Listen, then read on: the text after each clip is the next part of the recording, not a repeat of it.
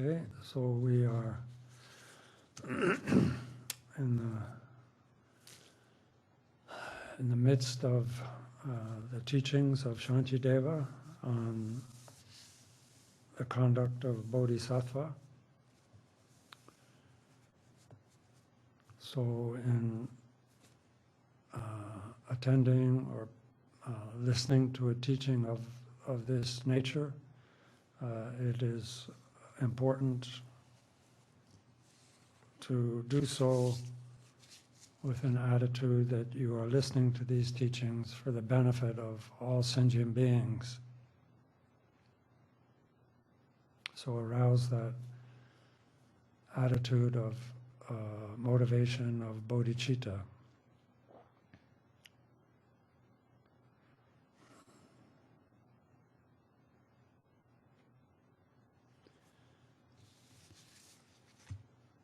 Okay, then as for the teachings, we are in the Patience chapter on verse 87.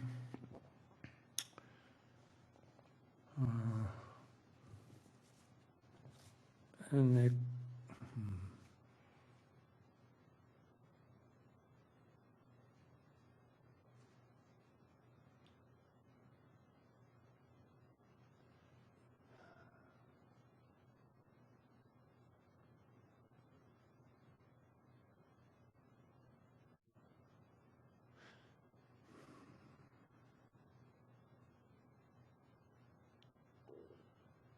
in the greater context of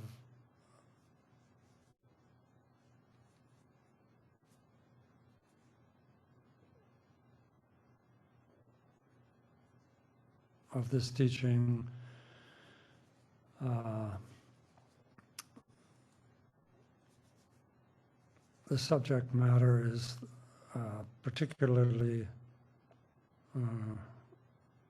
the development of wisdom. The purpose of these, the purpose of this text is to lead an individual from a point of initially giving rise to the aspiration to attain wisdom. In this case, we're talking about enlightenment. And from that point, one enters into the path of training in bodhicitta, the mind of enlightenment. There's bodhicitta as the goal, which is nothing other than the discovery of our own true nature, our own mind's essence.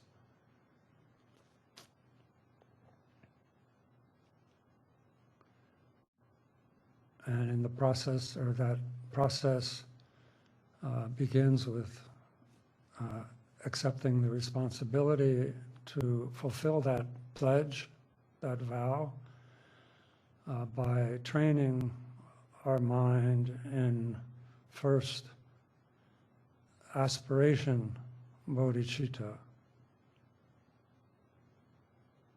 which focuses particularly on the goal of the path.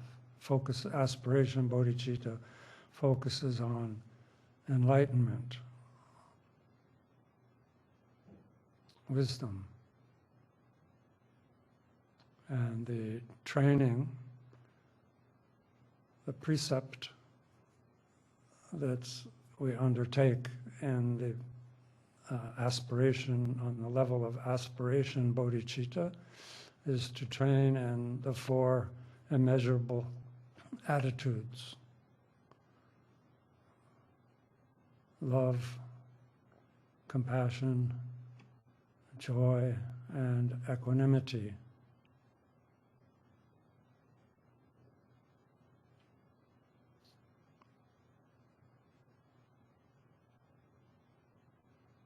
On the basis of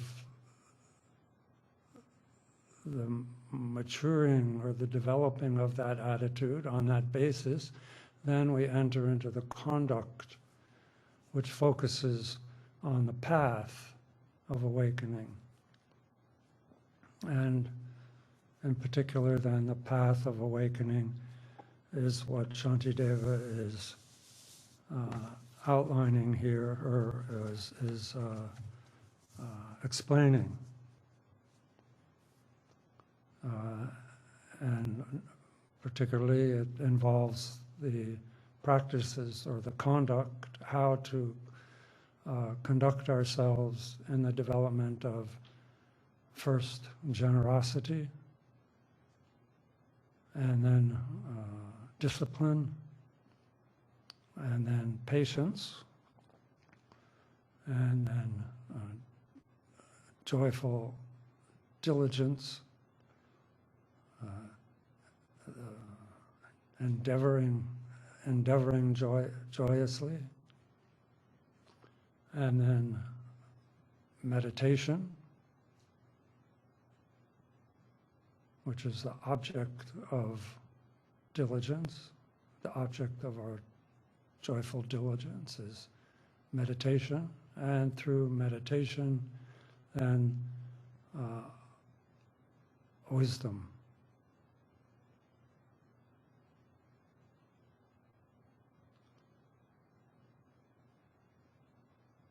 So the teachings, particularly, it stands out on this. To me, it kind of stands out in this chapter on patience.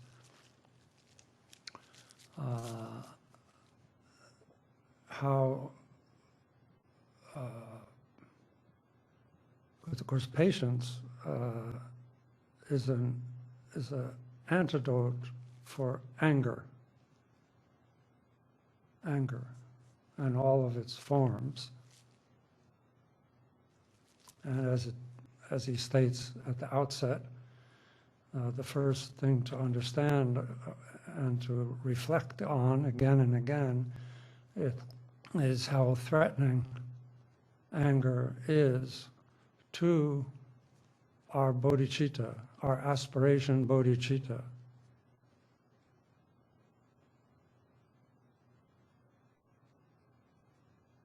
And so we, through reflecting on the shortcomings,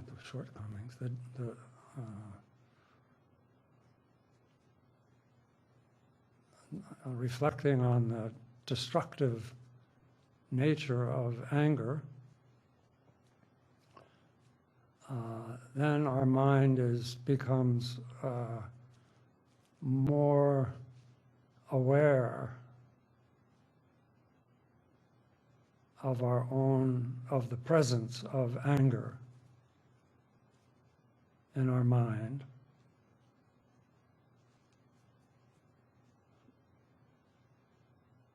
And the more we become aware of it, when it's in our mind, then we begin to, just through that growing familiarity with that level of introspection, we become aware of it sooner. It's a consistent training of our mind in noticing the arising of anger sooner and sooner and sooner, until it's more subtle stirring we notice.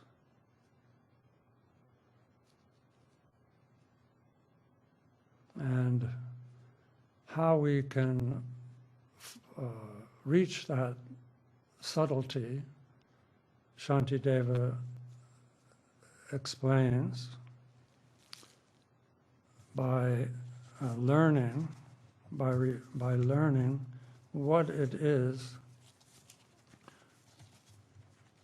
that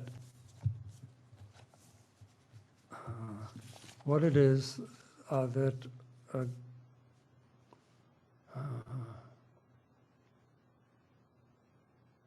arouses or causes that anger, and then applying the training that he's explaining to antidote it. And of course, the antidote is patience. Now, patience, also we can say it's called forbearance. Putting up with small irritations, as he explained earlier. We put up with small irritations.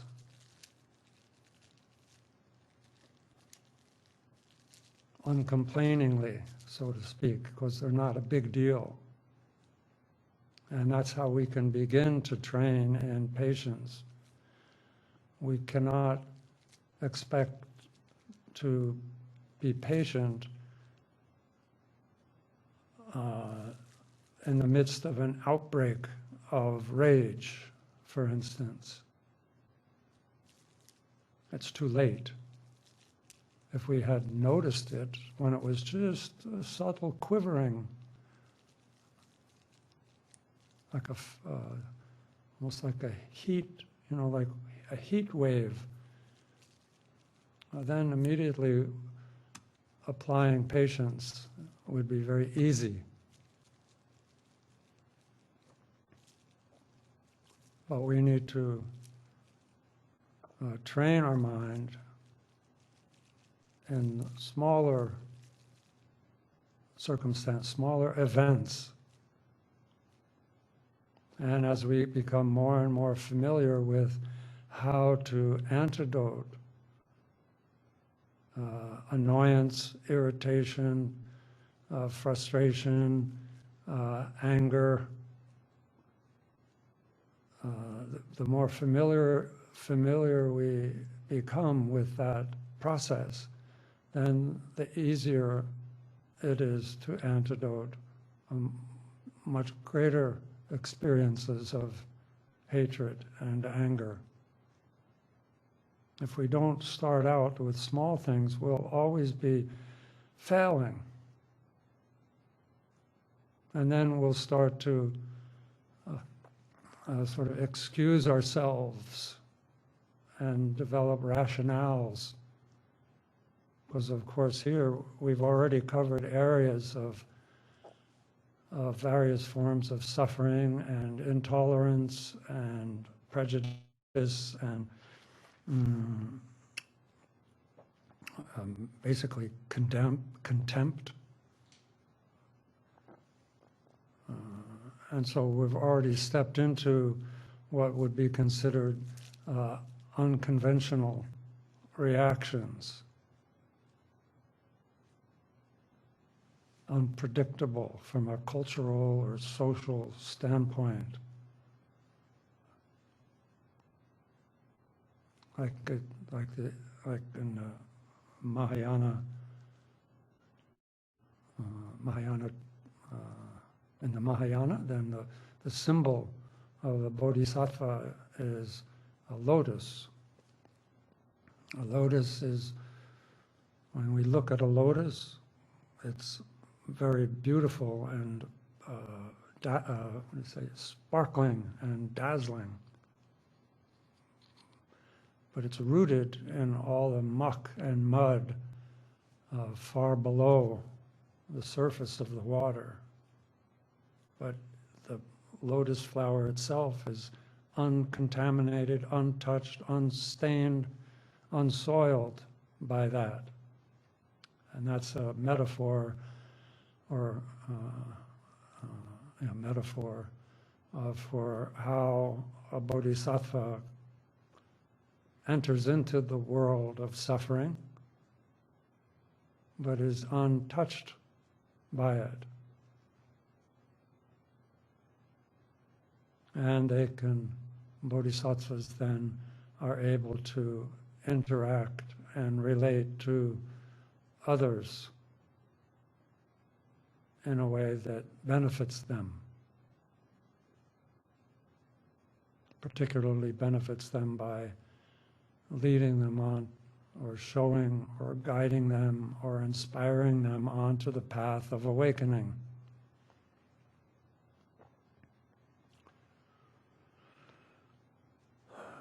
So the first section where we've finished where Shantideva has finished his exposition here is on cultivating patience in regards to what we don't want.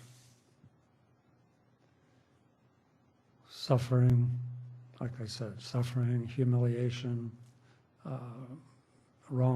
being wrongly accused, being scorned, disgraced. These are all things that we don't want. And also, Shantideva also introduces us to another facet, which is how do we, like we know what we don't want, and so he's kind of setting up a system where what we don't want for ourselves and our circle, we do want for those who are enemies. I use this term enemies. Enemies means those that are interfering with our happiness.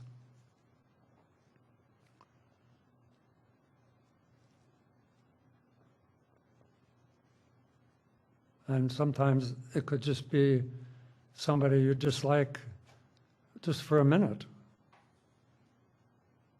It's not like a blood feud necessarily.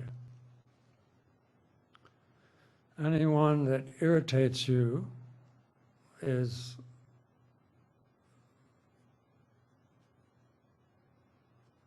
could fall into that category.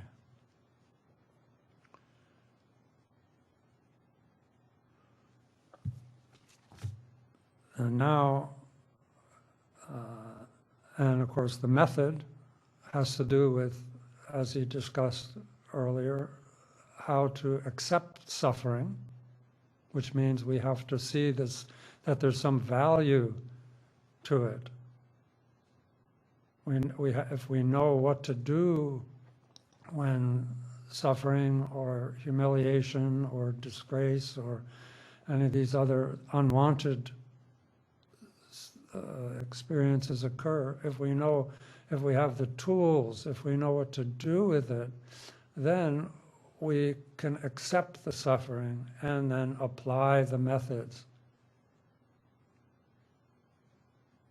So those two are codependent. It's not just accepting suffering as your only alternative, but there's accepting suffering, and accepting suffering then gives you your mind sort of opens up to some development of wisdom. And we talked about this earlier. And also then applying, reflecting on the absolute nature of experiences. And also kind of what it's called making light of the suffering, kind of putting it into a greater context. So these are the three methods to use in all these various circumstances that arise in of things that we don't want to occur, that we don't want to happen. And then conversely, we would be happy if they did happen to our enemies. Loss, disgrace, all of that. So we covered that. Now we come to the verses that cover obstacles that prevent us from getting what we want.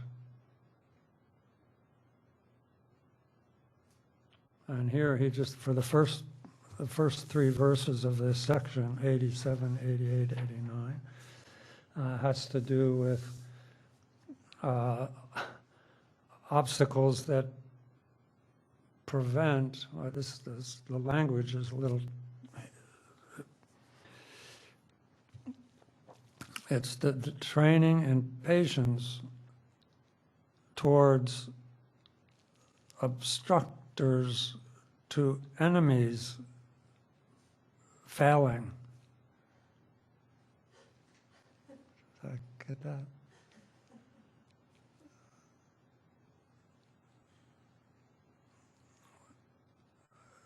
Another turn of the phrase would be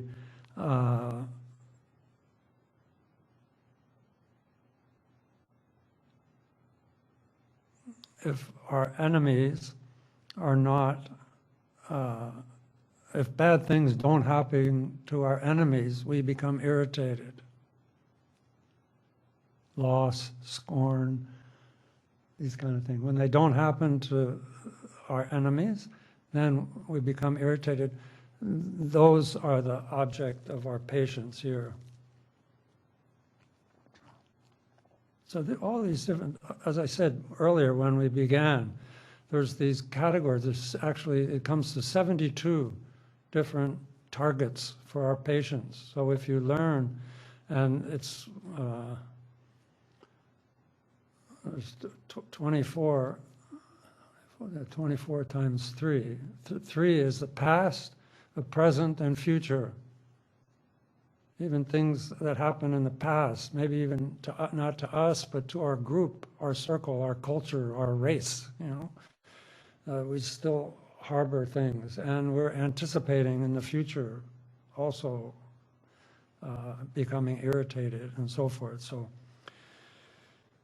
So these are things that not like in the first instance, the first category that he covered here earlier quite extensively was when we get things that we don't want.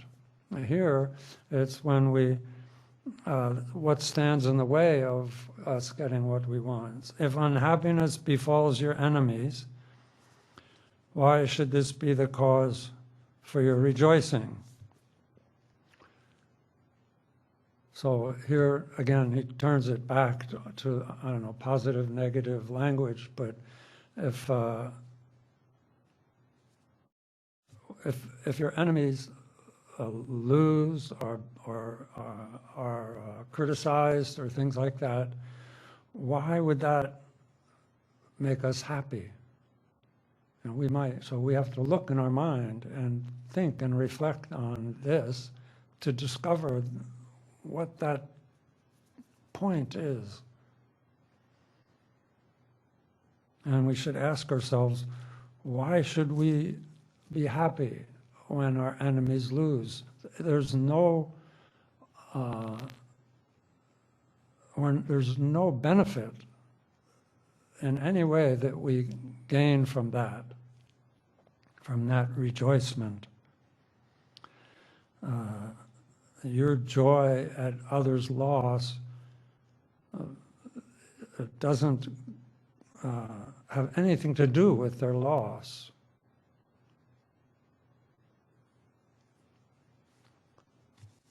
The wishes of your mind alone will not, in fact, contrive their injury. Your joy and rejoicing in the loss of those people that you don't like, it won't harm them in any way. You're only contaminating and destroying your own, well, in this case, your own bodhicitta. It's a futile effort to rejoice at the loss of others that are your enemy.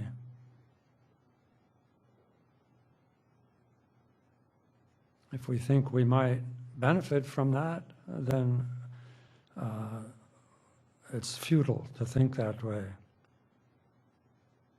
The wishes of your mind alone, or words, the words you speak, also, there's no use. then, and if your hostile wishes were to bring them harm, again, what cause of joy is that to you? Then you say, well, why then I would be satisfied? Wait a minute. Why then I would be satisfied? Are these your thoughts? Is anything more ruinous than this?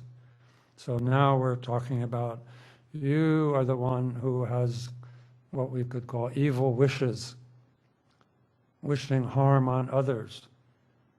And these aspirations or this rejoicing will turn against us. It will, that kind of happiness, rejoicing in the loss of your enemies, that kind of happiness, what kind of happiness would that be for a bodhisattva?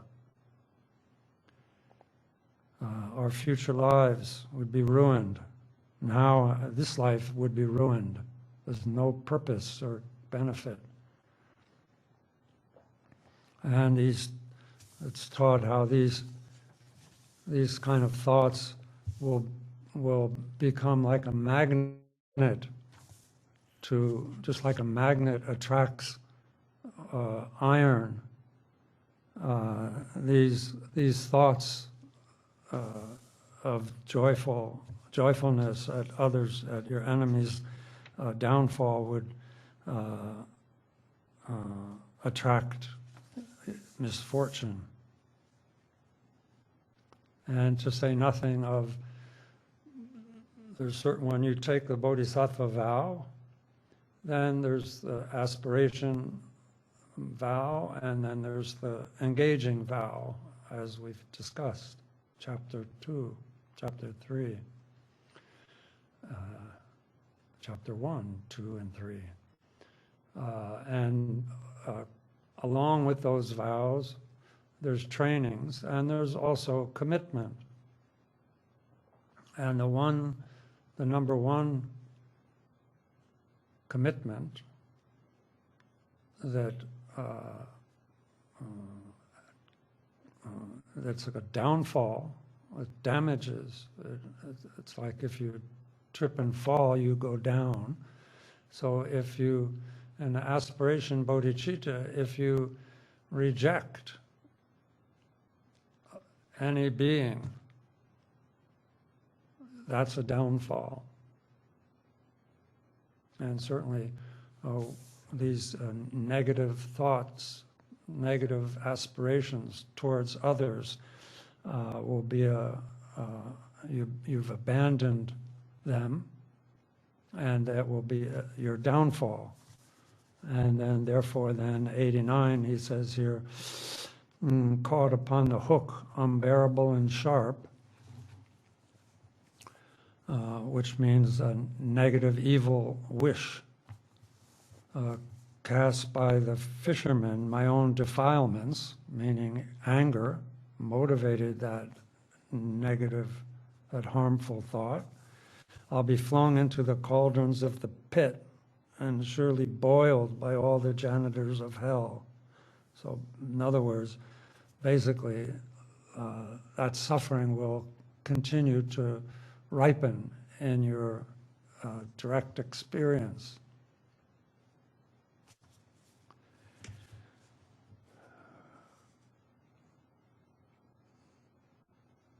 And then Shantideva next then turns to those that obstruct our desire, and what we would like for our friends.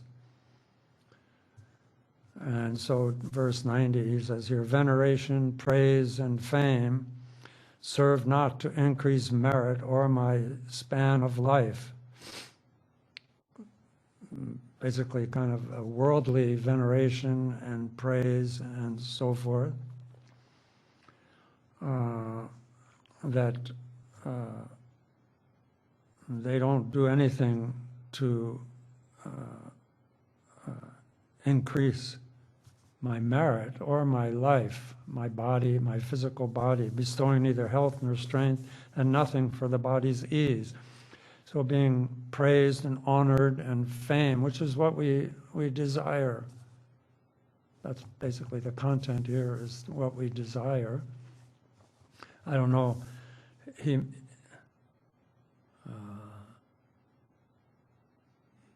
and that has to do with anything to do with, being praised for the flourishing and prosperity of your life or your qualities.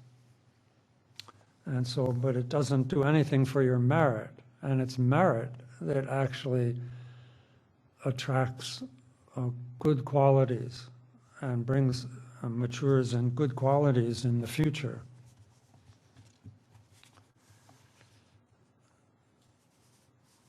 And it's like food and water and drink. Those things nourish your body, but veneration and praise don't do anything to promote your health or strength. And if I am wise in what is good for me, in other words, if I am wise and if I know what's beneficial and I know how to secure it, I'll ask what benefit these bring. So as part of your reflection on these topics, then draw conclusions by asking, well, what benefit is praise and fame?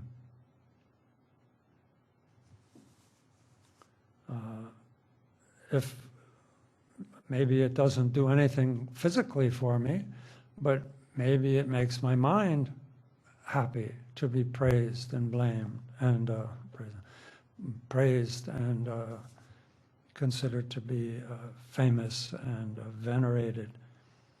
That it's for my mind's happiness is why those are desirable. And then Shantideva goes to say, then for if it's entertainment I desire, if we just want pleasure, I might as well resort to alcohol and cards, because he's a monk teaching, and this monk, he's teaching monks. And of course we don't have to be monks to appreciate that basically he's putting fame and honor and veneration, these from others, he's putting these on the same level as just ordinary pleasures, alcohol and cards, which is not, I should say, then basically he's putting it on the same level of what's forbidden for monks, which is alcohol and playing cards, gambling. So if for a monk, praise and blame is equivalent to alcohol and cards, gambling, then we can relate to it in the same way, not necessarily,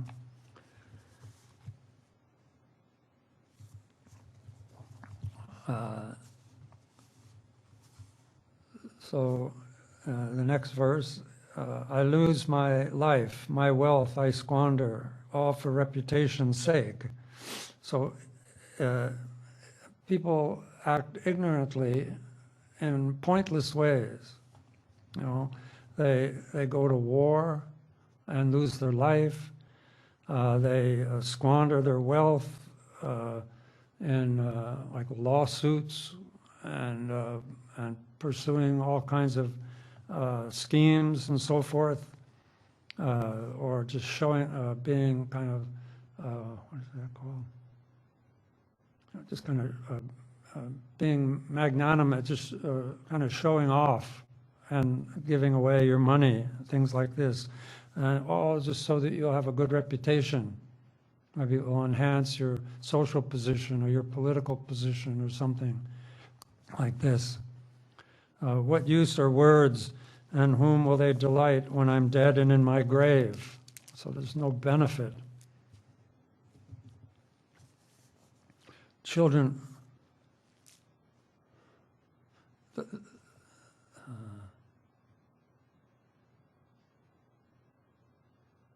idea here is being patient with those that interfere with that. Okay? Children can't help crying when their sandcastles become crumbling down. My mind is so like them when praise and reputation start to fail. So when my reputation, I've become famous, when that starts to decline and become damaged, I would say damaged reputation. So we were deluded we're just like a child who invested all this effort in sandcastles, and then the water comes and washes them away, and they scream and cry. They're inconsolable. So that's, we also have that we can become like that if we're not smart, if we don't reflect on this topic. Short-lived sound, devoid of intellect, can never in itself intend to praise me. Okay, so look and you think, when we become praised, where does that joy come from? First he's saying, well, is it in the words? Because the words, they're just sounds. They have no power in and of themselves. They didn't intend, the words didn't intend you to praise you. But when you hear them, the words make you happy. But the words didn't praise you. They had no intention saying. And then you can say that it's not the words, but it's the mind of the person that praised me. I say that it's the joy that others take in me. It's this that is the cause of my delight. Then, but what is it to me if others take delight in someone else or even in myself? Their pleasure is theirs and theirs alone. No part of it is felt by me. So that pleasure that somebody is feeling when they praise you, that's theirs. That pleasure is not flying out of them into you. Your joy at being praised is coming from you. No part of their joy is felt by me. So you can't say, well, I'm happy because of their mind. That's not what's making you happy. If I'm happy at the joy of those who take delight, okay, further, if I'm happy when at the joy of those who take delight, then everyone should be a source of joy to me. I took the vow of Bodhicharyavatara. Should have all sentient beings. Anytime anyone is happy, I should be happy. But when people praise my enemies and take delight in the actions of my enemies, that he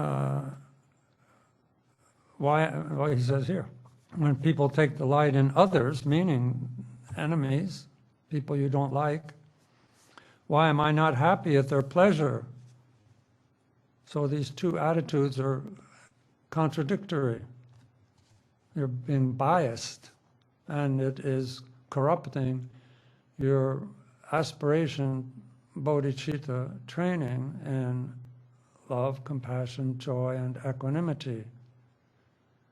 Usually, when you read about these training in love and compassion, joy, and equanimity, they're in that order. Love is wishing others to be happy and have the causes of happiness. And compassion is wishing others to be free of suffering and the causes of suffering. And in order to cultivate these, particularly these two qualities, these two attitudes,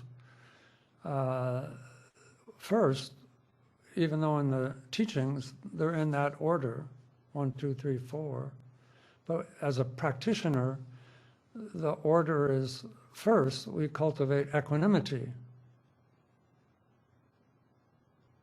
Then we cultivate love and compassion and joy. Joy means rejoicing in the good qualities of others, rejoicing in enlightenment, wishing that others had that state of the complete absence of suffering. So first is equanimity. Then that love is unbiased. That compassion and joy are unbiased. So how can we now,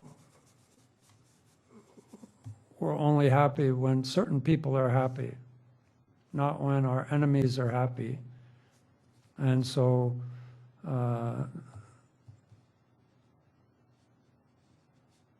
yeah.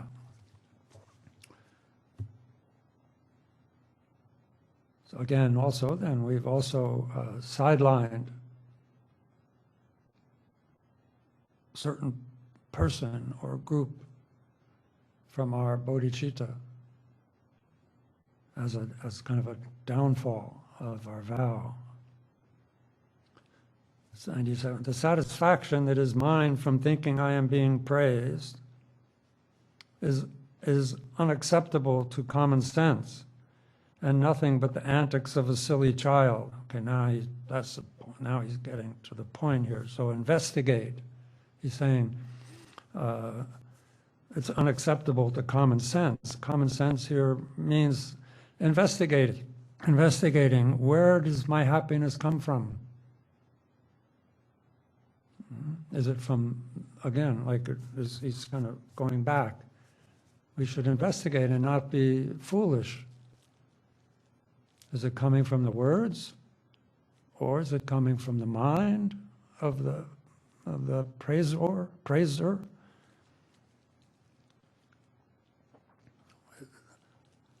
It's like sandcastles on the beach, the high tide coming.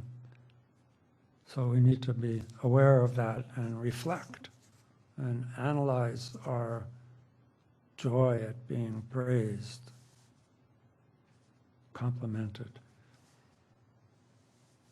Of course, and this also carries over into anytime we get something that we desire. Praise and compliments distract me. I'm a practitioner. I've got I'm trying to practice the bodhicitta, trying to develop equanimity and this kind of unbiased love and compassion. And if we have this aspiration that all sentient beings throughout the reaches of space attain Buddhahood, then even if even if there's a little happiness in this universe, we should rejoice, regardless of our biased judgment. Our standard is bodhicitta. Is this conducive to bodhicitta or is it not? This is like the lotus. That's how the bodhisattva functions in the suffering world. Praise and compliments distract me. In other words, we get excited, we get arrogant, we get more attached, we have more clinging, and that sapping my revulsion with samsara.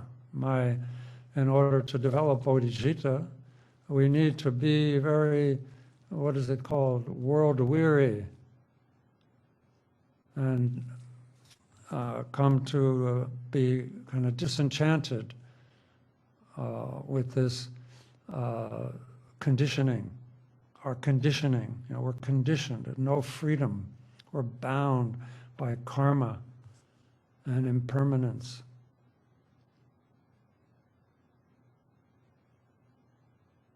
And so we've been led to the path of awakening from that delusion of causation and impermanence and suffering.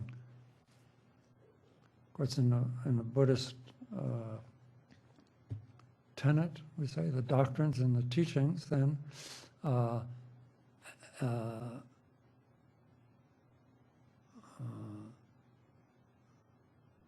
we could say suffering is always the result, or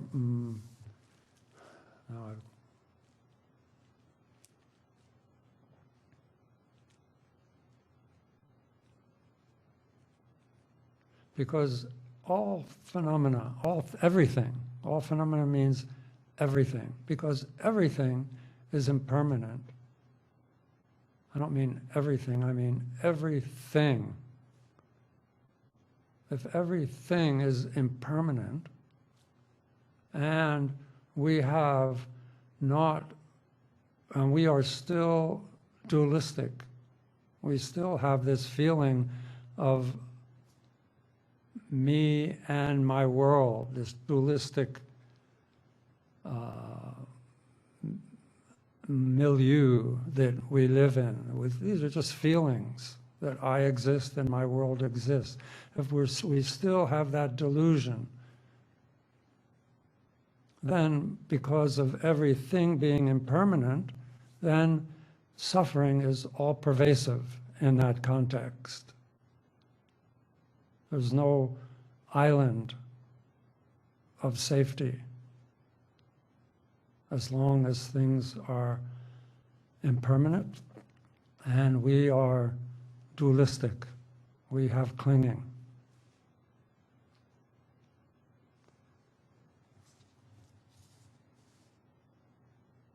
So what was I saying? Oh, so we need to have this kind of a renunciation. That's a fundamental aspect of the path of compassion, is renunciation, which is another topic, but it's this kind of disenchantment or weariness.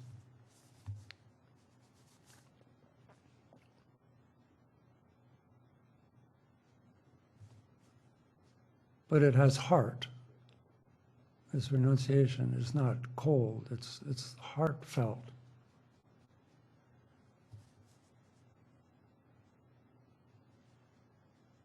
So if I have a few qualities and I become prey, if as a practitioner I have a few qualities and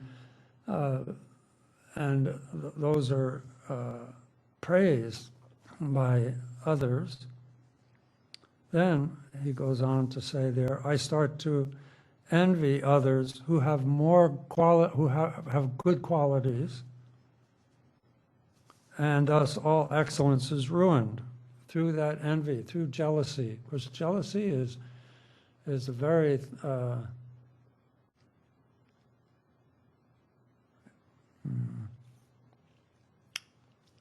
anger there's many forms of anger. Like we say, is irritation and annoyance and so forth and so on, out to utter blind rage. There's a whole range of anger. And as Shantideva, as we learned earlier, then the worst klesha, the worst mental affliction, desire, anger, pride, ignorance, jealousy, envy. The worst is anger, because it separates one from another. It separates you from others. And of all the things of anger is taught how jealousy is the worst kind.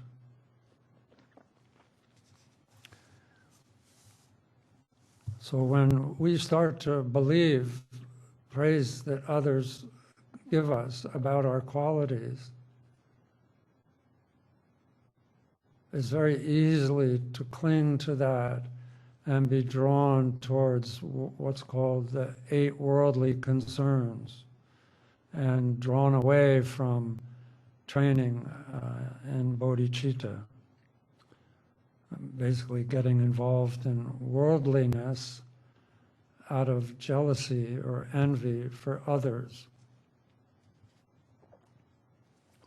Those who stay close by me then do to damage my good name and cut me down to size are surely there protecting me from falling into realms of grief. Okay, now there's a slight shift here. So those who stay close to me and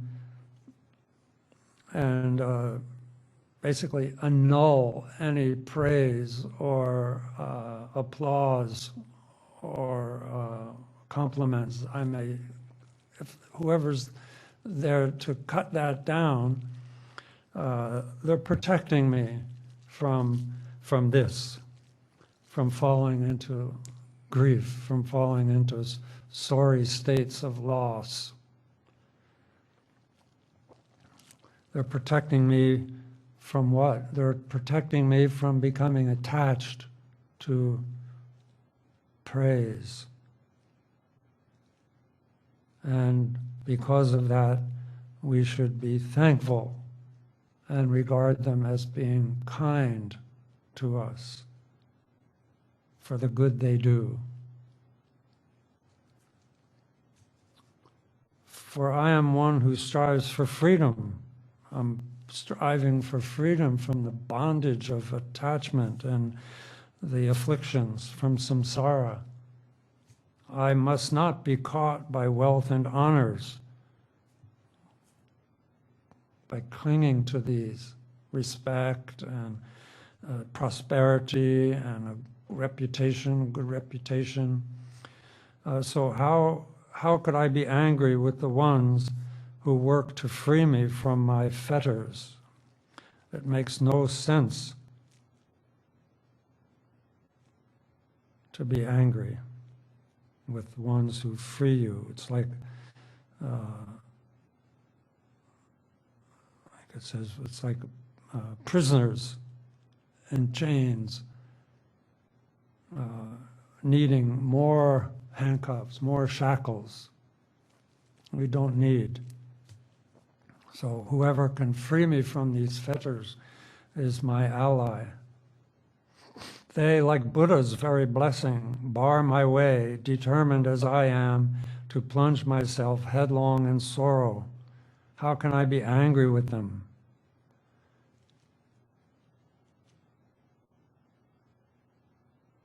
I say this, you have a good reputation, and the clinging, this, of course, this is all clinging to wealth, the anticipation of wealth, clinging to wealth and its anticipation, clinging to a good reputation is an omen foretelling a fall. So we should be grateful to those who undermine, pull the rug out from under us, and for preventing that fall. I should not be irritated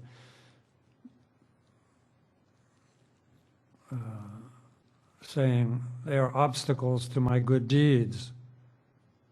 For is not patience the supreme austerity, and should I not abide by this? So we might think, well, if I have a good reputation, and if I have wealth and resources and so forth, then I'll be able to, sponsor temples rebuilt. I can sponsor, rebuild retreat huts. I can make offerings to the Sangha. I can have commissioned statues and paintings of the images of Buddha and so forth. I can practice generosity and so forth. We can do all those things. But Though that kind of virtue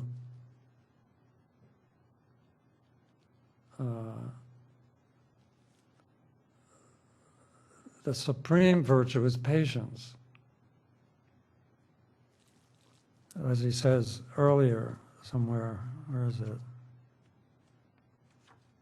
He already talked about this before here.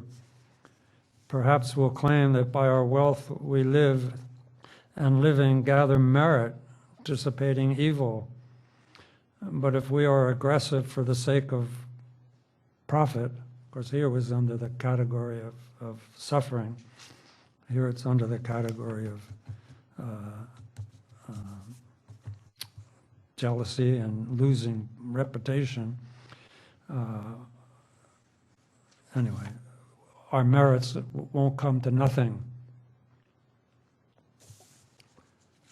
So we should practice the real virtue of patience, not think that we should give up patience for some lesser virtue.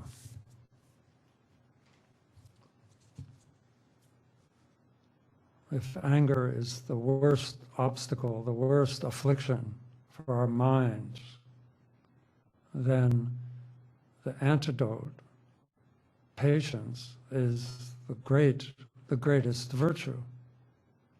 And by all means, and in all circumstances, we should apply ourselves to that virtue.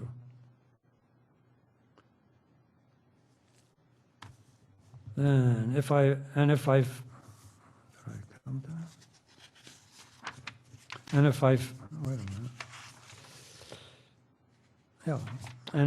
fail to practice patience,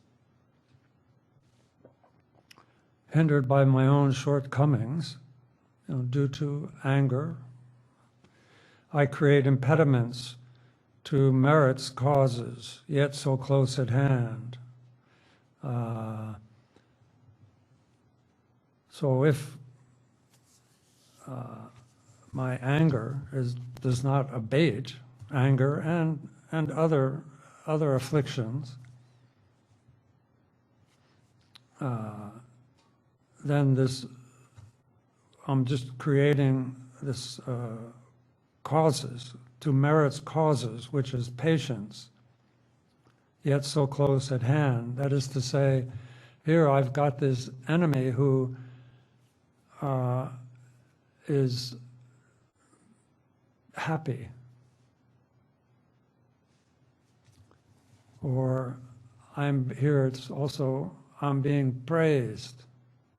So if someone interrupts, blocks that praise, if they obstruct my pleasure in being praised, then that enemy who obstructs my happiness, which is the definition of an enemy, is helping me to practice patience.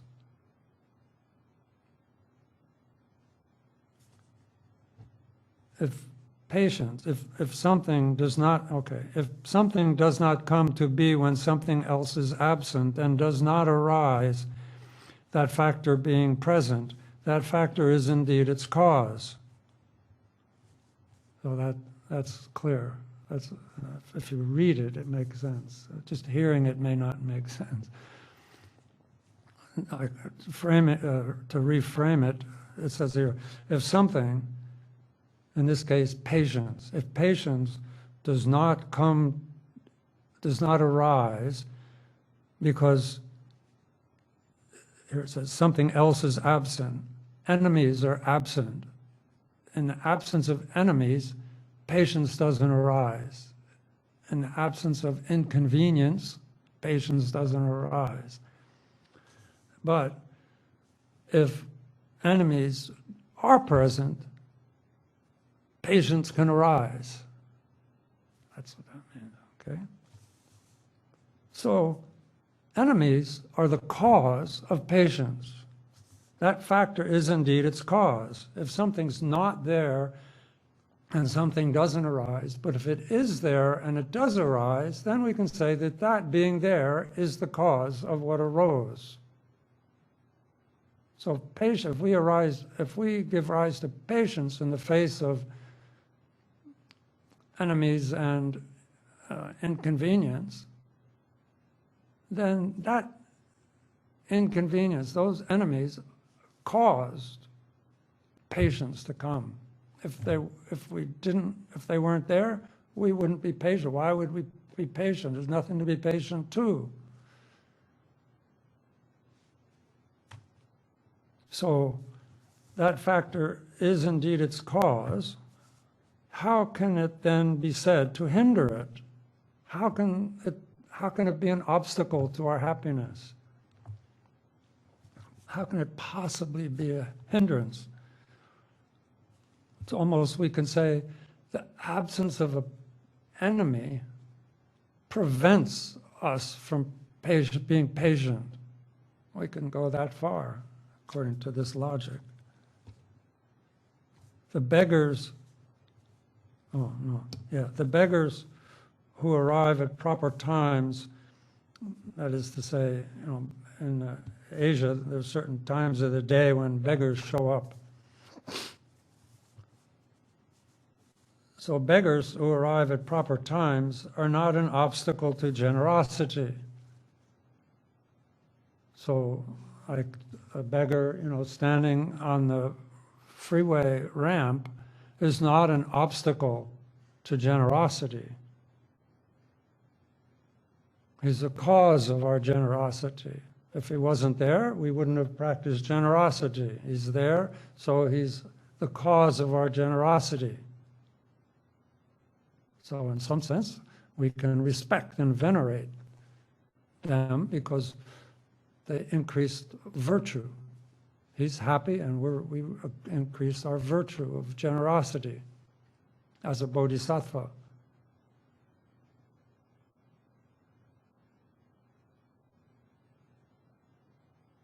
And that we cannot say that those who give the vows are hindrances to ordination. The same way, we can't say that your preceptor, someone who gives you refuge vows, or that the preceptor is an obstacle to your taking refuge, or to become a nun or a monk. Any of this, anything, these preceptors, it'd be the same thing as saying that this person is preventing me from being happy. The beggars in this world are numerous. Assailants are comparatively few. So there's lots of beggars in this world. There's not many preceptors, but there's a few.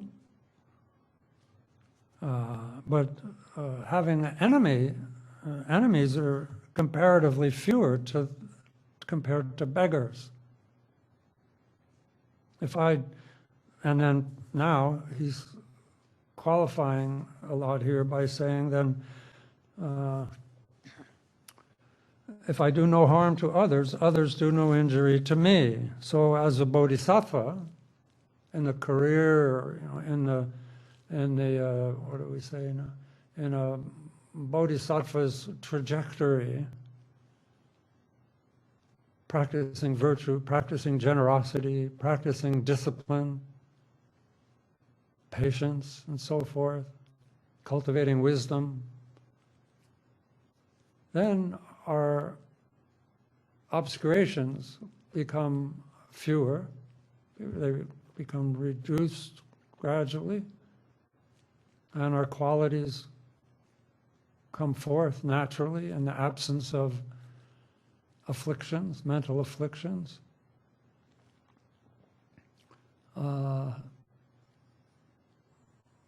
And things begin to work out in a certain manner.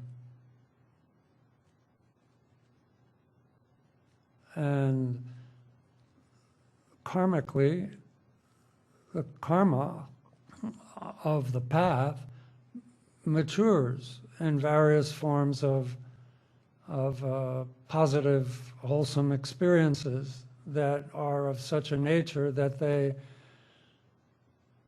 spread to others. You know, kind of like charisma, or what do you call it? Contagious laughter, or contagious, you know, our good, the good qualities of the bodhisattvas can be kind of contagious in that way. They inspire people to be better, just sometimes just naturally, by seeing or being with bodhisattvas. For if I do no harm, if I do no harm to others as a bodhisattva whose sole intention is to benefit others. Bodhisattvas help. You know, that's the mission of a bodhisattva, is to be a helper. Like when we take the bodhisattva vow, we advise to, okay, now train your mind and always walking around saying, how can I help? How can I help? How can I help? How can I help someone? How can I help others? How can I help others? What can I do to help others? That programming, brainwashing. So our ordinary dualistic mind is being brainwashed into, when a situation arises, we are able to, our mind is ready to help because we've reflected and trained our mind to be a helping mind. And our body and our speech kind of come along and they do the best they can. But our mind is helping. And that kind of a mind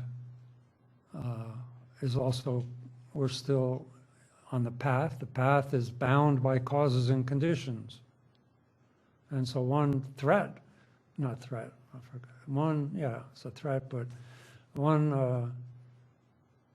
a threat for a bodhisattva as they progress on the bodhisattva path is to begin to start clinging to joy and happiness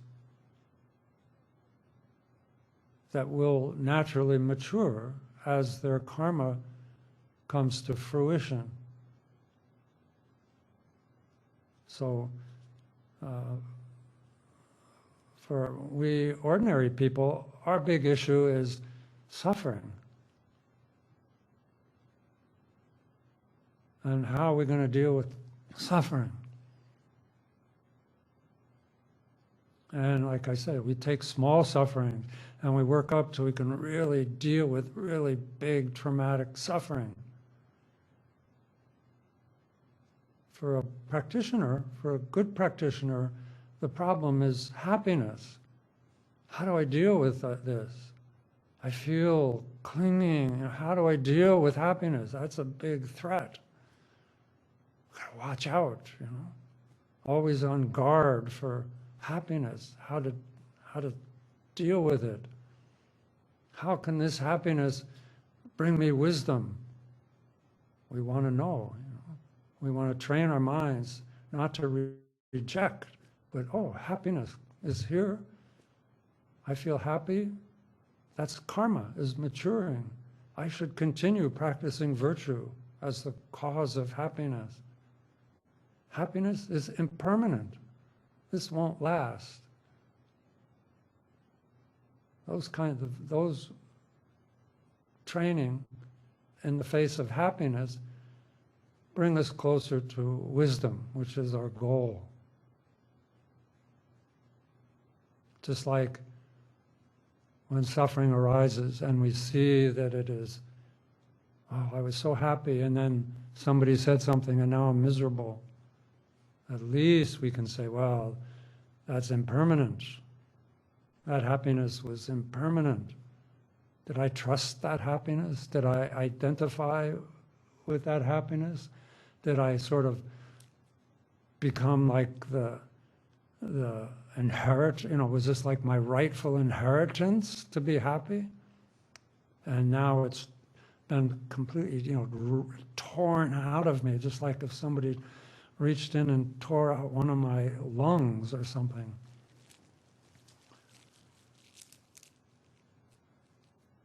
So here, get back here to the text here, are basically the point here is that we might not have that many enemies. And maybe you don't have so many enemies. I don't know. Of course, if we think about people that irritate us, I think we're all probably all in the same boat. But the outcome of practicing non-harming, ahimsa, not harming, the outcome of that, the result of that cause is not being harmed.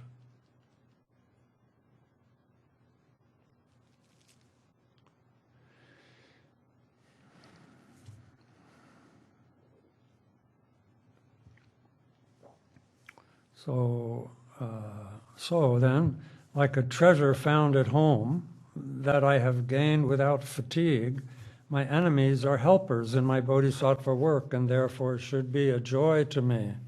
So there's the causes. What he's highlighting here is that the causes of patience may be very rare. And if we have no opportunity to practice patience, how will we move towards wisdom?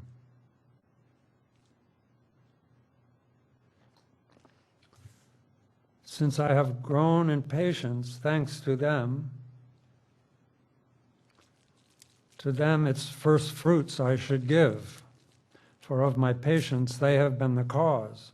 So when someone, when someone stimulates your memory of the reflections that you've been practicing, that you've been training your mind in.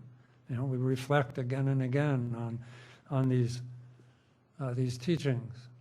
And then somebody begins to irritate you, or someone insults you, or someone, someone condemns you, and you call, here's an object of patience. How precious this person is, how precious these words are, these arrows that are flying at me, how precious they are. And then bring forth what you can of your patience, your training in patience, and spread that patience and give it to them. Patience means also then when we begin to practice, when we begin to feel patience, then our heart opens up and we begin to be able to love and express kindness to others. Patience isn't just restraint of anger. It's also, there's some presence of love and compassion.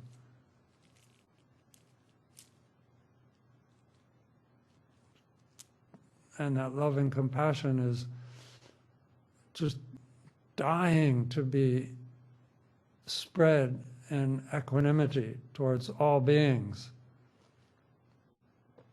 And so you start with the one who caused you to be compassionate and patient, and offer that patience to them, more and more and more patience, and then your mind should more and more open until it extends throughout space, almost becomes kind of non-conceptual compassion, non-conceptual love. This is the benefit. This is how they have benefited you. So to them, it's first fruits I should give. For my patience, they have been the cause. And if I say my foes should not be honored in that way, like he's constantly insulting me, why should I? honor them. Since they didn't mean to stimulate they didn't sign up to be my helper. They just hated me. They had contempt for me. They were jealous of me. They wanted me to disappear from the universe. So they didn't want me to become patient. So why should I honor them? He's saying. Okay, then he answers by saying, why do I reveal the sacred Dharma? Cause indeed of my attainment. So the Dharma doesn't intentionally and doesn't consciously intend to induce us to practice virtue. In the same way that but we respect and honor the Dharma, even books. We don't step over books. We put them up. We don't put them on the ground. Even the Dharma we put even above statues. We don't even put a statue on a book. It's okay to put a book on a statue, but not a statue on a book.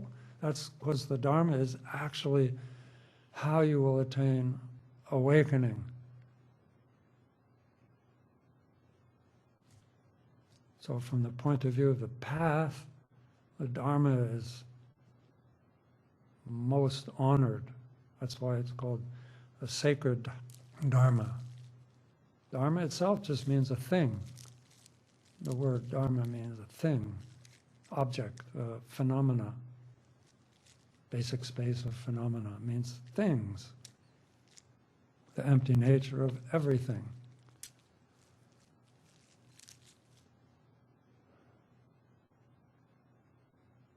Dr. Rinpoche always said, I don't know if he always said, I heard Rinpoche say that, like, what is emptiness? Shunyata, emptiness. Emptiness means everything.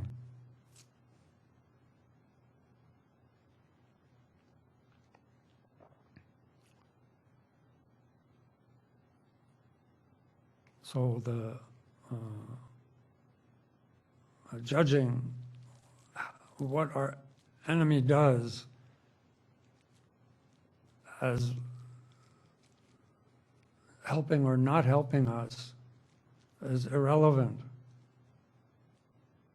They are the cause of our patience, and they should be honored, just like the Dharma is honored. Okay, so we're unrelenting here. So these enemies conspired to harm me, I protest. Protest. And therefore should receive no honors. These are evil-doing people. They wanted to harm me. Okay, but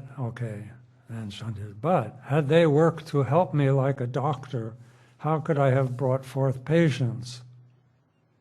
If they didn't do what they did, how could I be patient?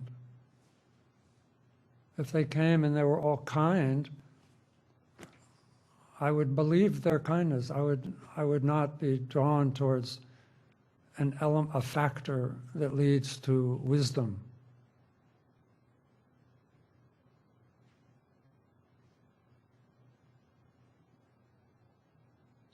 Patience is impossible without a cause.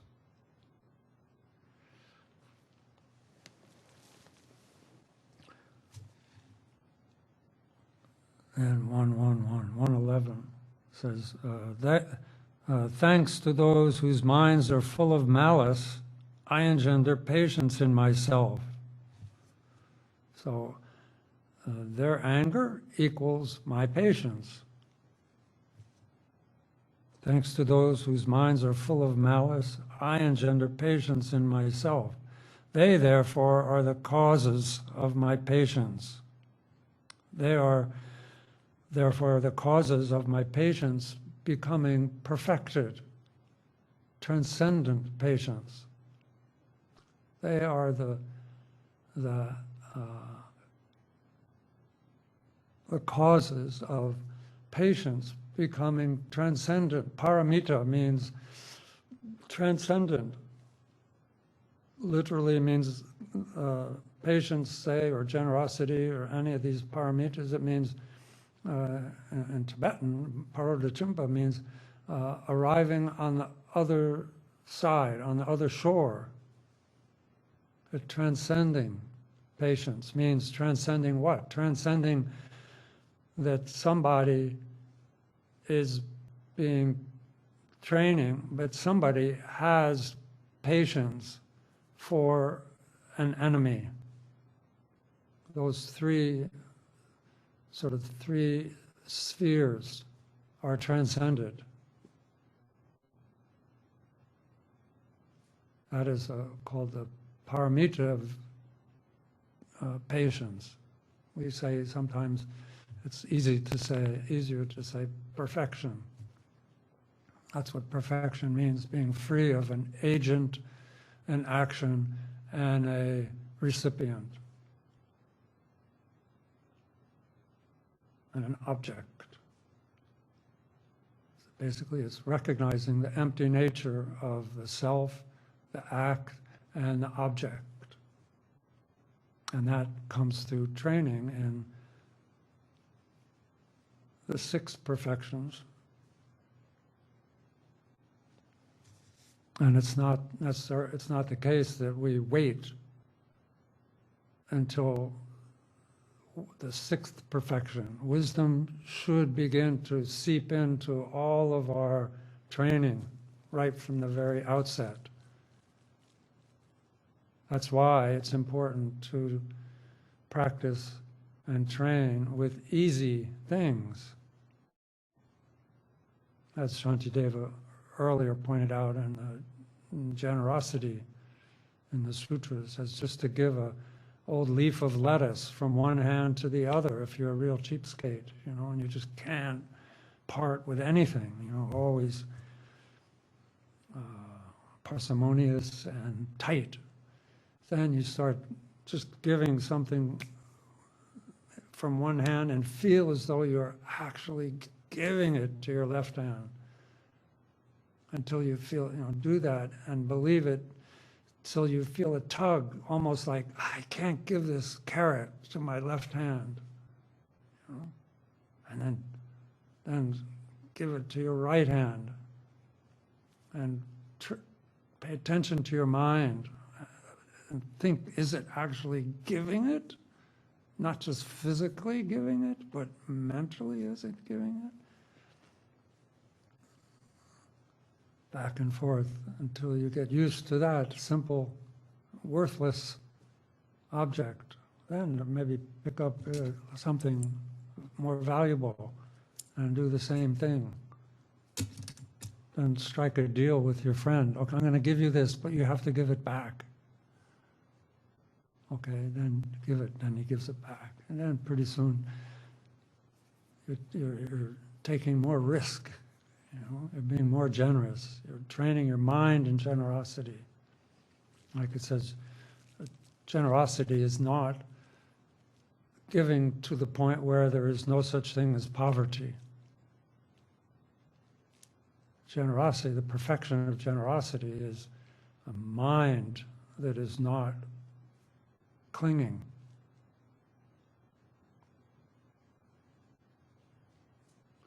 And the same with patience.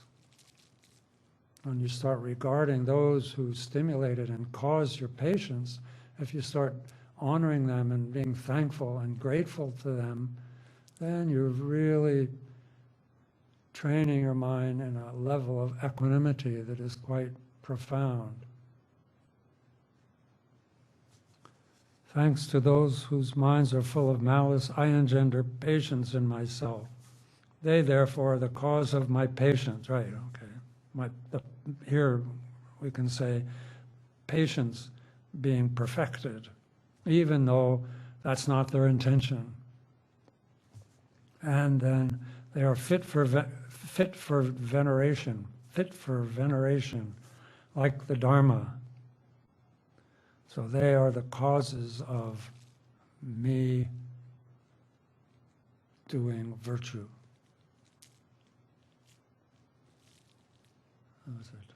I think Atisha, great Indian Pandit from the great university in Nalanda, where Shantideva earlier came from. Atisha, when he went to Tibet, not when he was not young. He went to Tibet.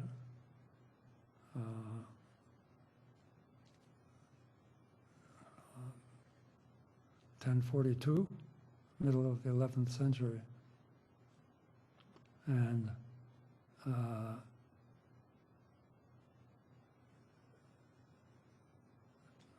10th century, and it was kind of a karmic debt that he had to remedy. And Tara, he had a vision of Tara, and Tara said, you have to go to Tibet to remedy this karmic debt. He did something. He refused to do something. And so he had to go to Tibet. And that was not an easy matter in those days, very life-threatening. And he took with him, he was a great master teacher of Bodhicharyavatara. And he took with him, and everyone wondered, why would you take this person? Everybody gets irritated by this person. It's a really bad attendant, you know. And he took him with him to Tibet because he was always irritating him. The attendant was always irritating Atisha. And so he wanted to take him with him to help him to not become attached to any fame and what do you call it, honor that he may receive, because he was a great Pandit going to Tibet. You know? So that kind of thing, you know, that's our tradition.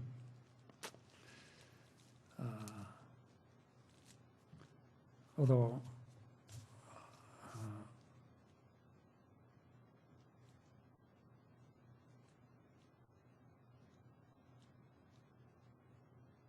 I have to caution, I do, when I came here, I mentioned it to people here, don't volunteer to be the cause of other people's patients, okay?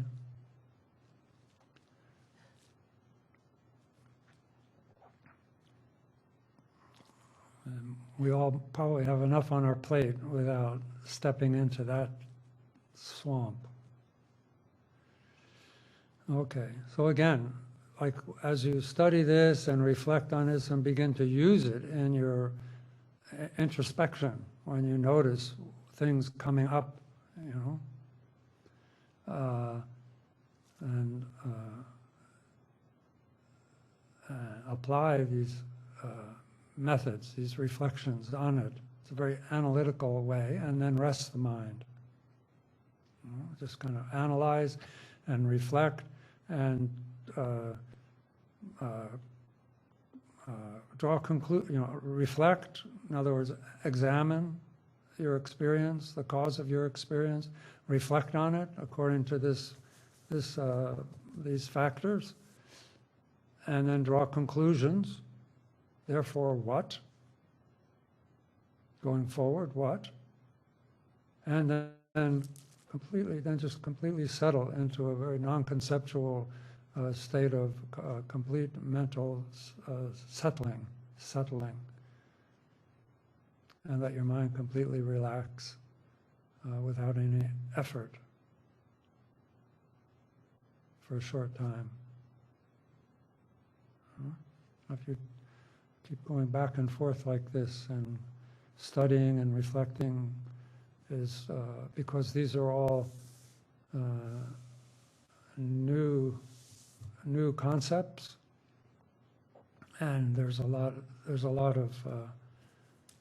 of our habits, social habits, democratic habits, I don't mean democratic like Republican habits and democratic. I mean, what do you, democracy is what I mean. Democracy and modernism and freedom and all these concepts, cultural and social and political ideas. These terms are kind of been co-opted by worldly concerned people. And so we've been brainwashed in the worldly aspect of equality and the worldly aspect of free will and the worldly aspect of independence. From a Dharma point of view, we could use those same terms, but not mix them with the worldly.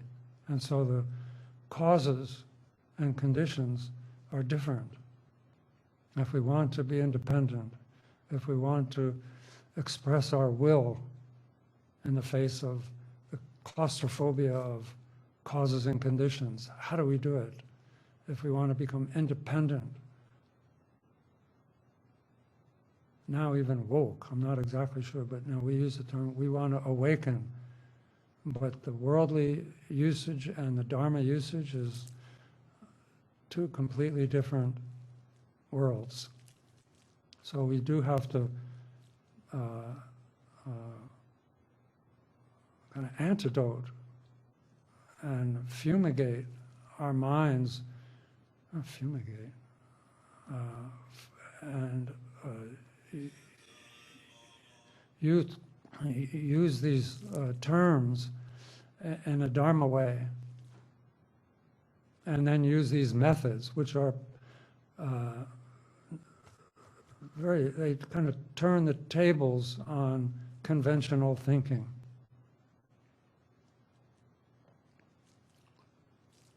And so challenge yourself. That's why we challenge yourself with easy things. Even think up easy things, and then see anger come up. Just not anger, but just, oh, this always annoys me. So then relax your mind, and then think of something that annoys you, but do it in a very introspective way so that you notice when that annoyment comes. Then look at it and examine it and see if it's real. Is it have a color, a location, a shape? Where did it come from? If it's staying, like where is it staying? Then as it goes, don't chase after it, just see how it goes. It's impermanent. You know? And do that many times. And relax in between. This way. Then you're practicing Dharma. Okay, so we'll end with that. On 111, we'll take the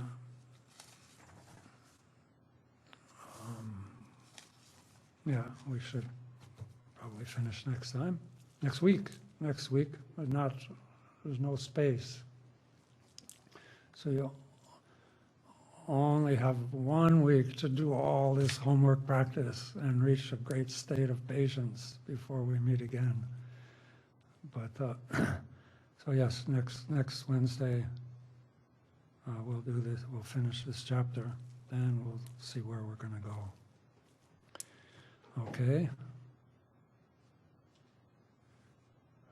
So then, let's now turn your attention towards 2 things. One is all the virtue of our practice of listening to the Dharma. Listening to the Dharma is one form of wisdom. Then there's contemplating what you listen to, which is the second form of wisdom. And then there's the full application of it. There's submitting what you contemplated and understand, submitting that to the whole range of your experience.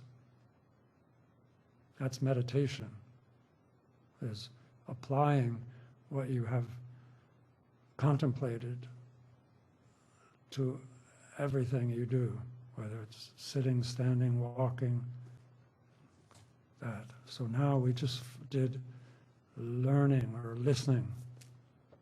That's a virtue of that, and own that or reflect on that as something that happened with you, and then reflect on all sentient beings, kind of big mind, and then meditate in such a way or make your mind do such a thing as giving away all of that merit to sentient beings, all mother beings.